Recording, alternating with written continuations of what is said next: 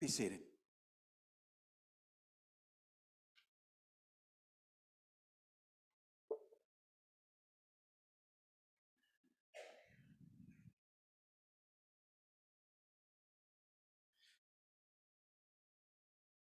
May the words of my mouth and the meditations of our hearts be acceptable in your sight, O God, our strength and our Redeemer. Amen. Food is a wonderful and strange thing. We need food. If we don't get enough food, then we die. This is not particularly unusual. If we don't get enough water, we'll die too. Also air. We need air or else we'll die. We need for it to be warm, but not too hot, and cool, but not too cold, or else we'll die. But food. You would think then that we would want to hide our food, to take our meals in private, away from prying eyes, because food is an example of the fact that we are going to die. And that we are dependent, not independent, but dependent on each other and on this bright creation around us and on God. We are dependent. We depend upon the farmer to raise the food. We depend upon the trucker to bring the food from the farm to the grocery store. We depend upon the grocer to put the food out onto the table so that we can get the food from the grocery store and bring it home. We depend upon each other. We depend upon the soil from which the food grows. We depend upon the rain, and if the soil is poisoned or the rain goes into drought, then we don't get the food and we die. You would think that we would eat in private, away from prying eyes, so that we could hide this dependency of ours. We could hide this weakness that we are not powerful. We are not all powerful. We are not completely strong. We are not invulnerable. We can be hurt. We are weak. We are mortal. We are human. And lots of times we don't like to admit that. Lots of times we like to pretend that we are all powerful, that we are somehow invulnerable, perhaps even immortal. And if we can't be immortal, at least we'll make our heroes to be immortal. And we will tell wonderful stories about how the great things that they did. And we'll build statues and monuments for the ages so that at least they'll live on in our memory. And we can pretend that they are immortal, and maybe we can be a little bit immortal if they're immortal too. And so you would think that we would hide our meals because we're afraid of our own weakness, of our own vulnerability, of our tiny, tiny humanness before God. But we don't hide, do we? No. We use food every time we have a party.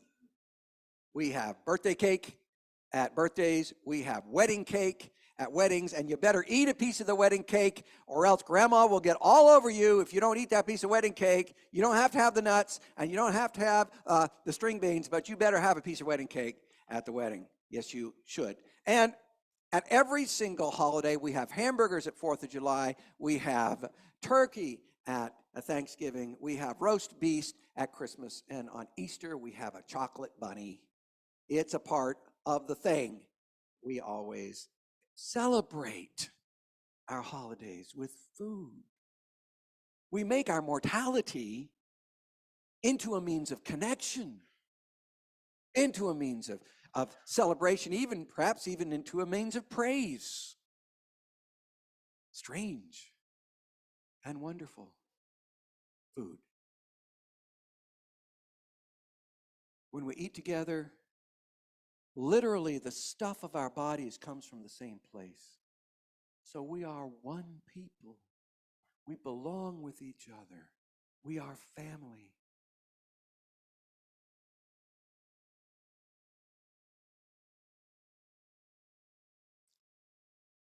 So in the gospel lesson for today, two of Jesus' disciples are walking along the road to a little town called Emmaus, about 7 miles away from Jerusalem. One of them, we know their name, Cleophas. The other person, we don't know who they are, man or woman, old or young, we don't know who they are. But they are walking along, and they are trying to make sense of this crazy world, this crazy universe in which we live, in which you see things that are beautiful and powerful and wonderful and compassionate and holy, and you get hopeful about them. And you say to yourself, this is going to work. This is something that is going to bring redemption of some kind. That is going to bring healing of some kind. That's going to bring literally what they use, the word lutrosis in Greek, freedom, liberation of some kind. And those hopes get dashed sometimes, don't they? By the powers of the world. They had believed in Jesus. Indeed, they still believed in Jesus, but he had been crushed, crucified. He had died, and not in a noble way as our heroes and messiahs do, but rather in a degrading and humiliating and even disgusting way. On the cross, he had been crushed by the powers of the world, by the powers of Rome. We also see our hopes and dreams sometimes crushed by the powers of the world, by the powers of greed and of pride, by the powers of apathy and of despair, crushed. And what sense do we make out of it? I think we are very much like these two disciples of Jesus. We are walking on our journey, trying to figure it out. Sometimes we try to figure it out by listening to sermons or speaking in Bible studies. We might write an article or even a book. We might read a book. More often, we will try to figure out and grapple with the craziness of the world and the craziness of our own souls by trying to live lives of integrity and honesty and compassion. And sometimes we succeed and sometimes we fail. We are like these two disciples. And Jesus now is walking along with them. They don't recognize him. They don't recognize that it's Jesus. But Jesus is walking along with them. Jesus is walking along with us. We may not recognize him. We may not feel his presence, but he is there with us, close as breath, close as our own breath. Jesus is with us.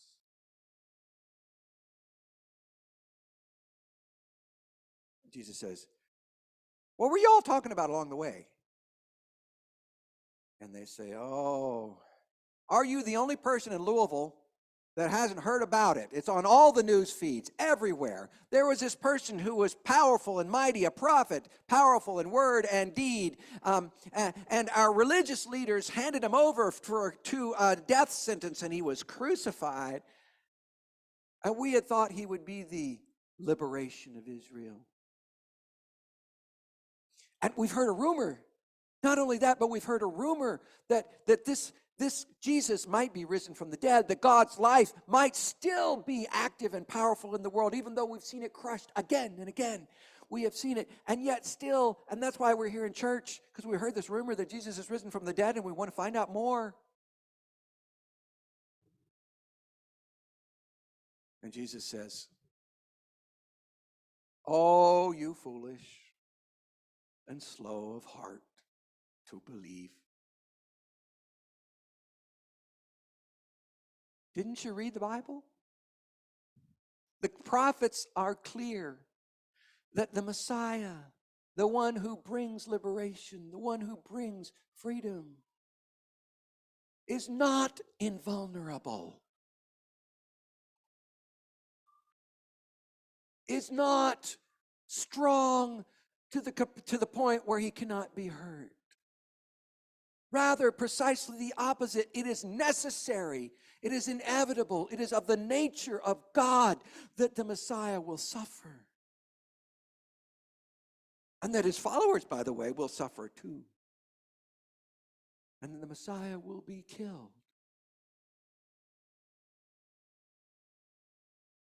Notice, please, God thinks differently than we do. We love our statues.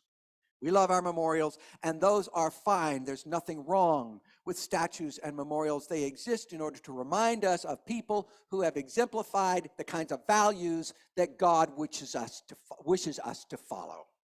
That's why they're there. That's okay. But the Messiah, the one who will save us, is not immortal. He dies. He is human. He is vulnerable and limited like us.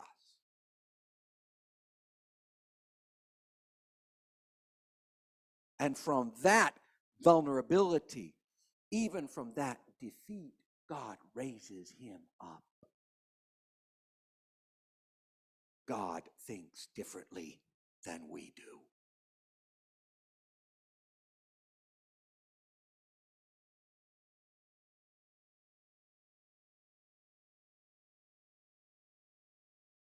So these two disciples, they don't quite get it. They have a glimmering, they have a glimpse, they have an understanding, a bit of an understanding. They're kind of like us. I think we have a glimmering, a glimpse, a bit of an understanding, but we don't understand everything there is to know. It's like in the Gospel of John. In the Gospel of John, just about everybody has some sense of who Jesus is, and they're all learning, and they're all growing, and they all develop and take steps of one degree or another toward a deeper understanding of who God is and who Jesus is. So also here in the Gospel of Luke, these two disciples, they grow in their understanding. They have an inkling, a glimpse. For example, they listen to Jesus' Bible study that he teaches with them, and they have their hearts burning within them.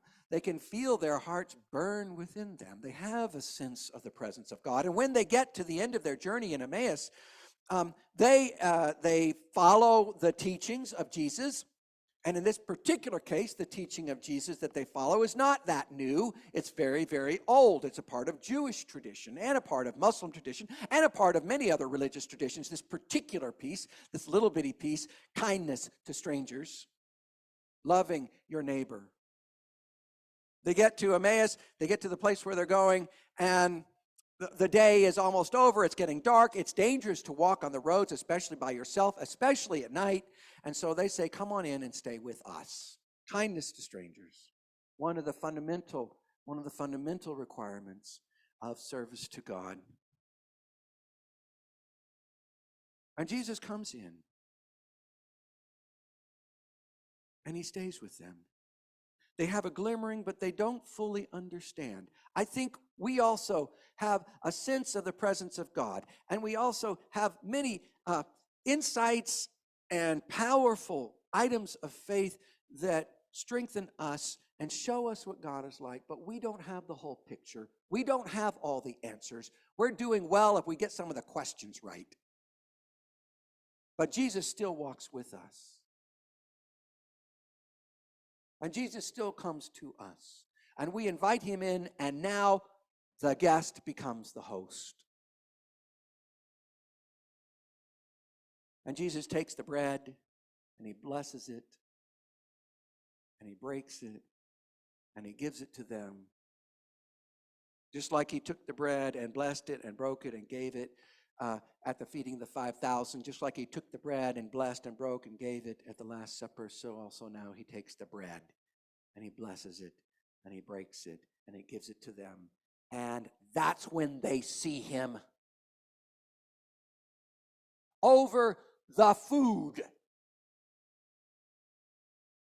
over this example of our mortality, over this even celebration of our humanness. That's when they see him.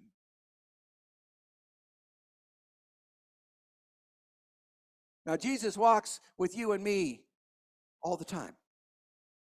And we may get a glimmering, we may get a burning in our hearts, we might do the right thing, we might show kindness to strangers, and indeed we might see him sometimes. But we will see him most clearly when we are able to be mortal with each other, when we are able to be vulnerable with each other, when we can trust each other and be trustworthy. That means that we care about one another even when we are different, that we listen to one another and respect one another and are willing to share our differences even when we make each other feel uncomfortable. When we love. Okay? When we love. Then we see Jesus. Thanks be to God.